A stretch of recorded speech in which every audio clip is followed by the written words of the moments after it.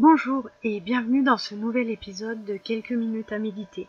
Nous allons parler aujourd'hui de l'auto-bienveillance. L'auto-bienveillance, c'est simplement faire preuve de respect pour soi, de douceur avec soi, notamment lorsque l'on souffre, lorsque l'on est stressé, lorsque l'on est triste ou fatigué. Lorsqu'un enfant tombe, se blesse et pleure, par quoi commençons-nous? Par le réprimander et lui faire la leçon, ou par le consoler, le rassurer et le soigner? L'auto-bienveillance, c'est cela. C'est lorsque nous sommes blessés, d'abord nous consoler, nous apaiser, nous rassurer, avant même de vouloir nous corriger, nous sermonner, et ne jamais nous faire de mal, jamais. La vie s'en occupe toute seule. Essayons. Arrêtez ce que vous êtes en train de faire pour prendre conscience de votre souffle. Respirez tranquillement. Songez à une souffrance, une peine récente, un événement qui représente à vos yeux un échec, un rejet, quelle qu'en soit l'importance, du moment qu'il vous fait souffrir. Notre chemin va passer par 3 étapes. La première est celle de la pleine conscience. Lorsque vous êtes blessé, arrêtez-vous. Prenez le temps de ressentir et d'accueillir tout ce qui survient en vous. Prenez la mesure de ce qui vient de se passer et de ce que vous ressentez maintenant dans votre chair.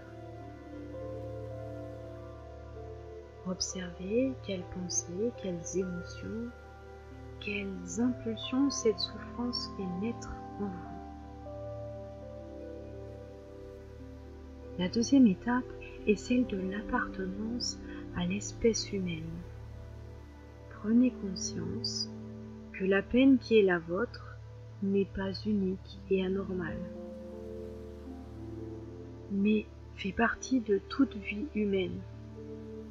Il ne s'agit pas non plus de vous dire « ne te plains pas », mais plutôt « tu n'es pas seul ». La troisième étape est celle du discernement.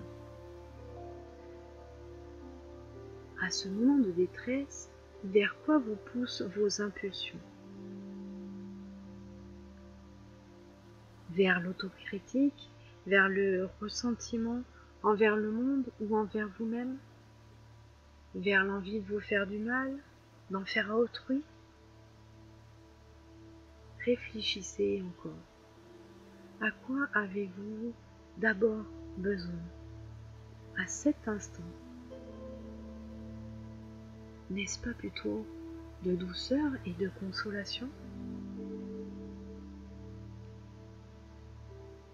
Voilà, vous en êtes arrivé à l'évidence de l'auto-bienveillance. Lorsque la vie nous fait souffrir, consolons-nous, réparons-nous, et ainsi nous verrons mieux ensuite ce qu'il y a lieu de faire et de décider.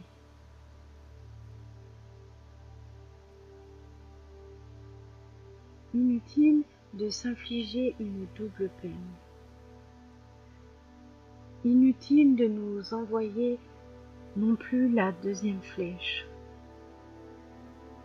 Ne nous infligeons pas une seconde blessure en nous malmenant. Prenons plutôt soin de nous pour ne pas rester bloqués dans la souffrance, la plainte, le ressentiment. Car à cet instant, c'est de consolation que nous avons besoin.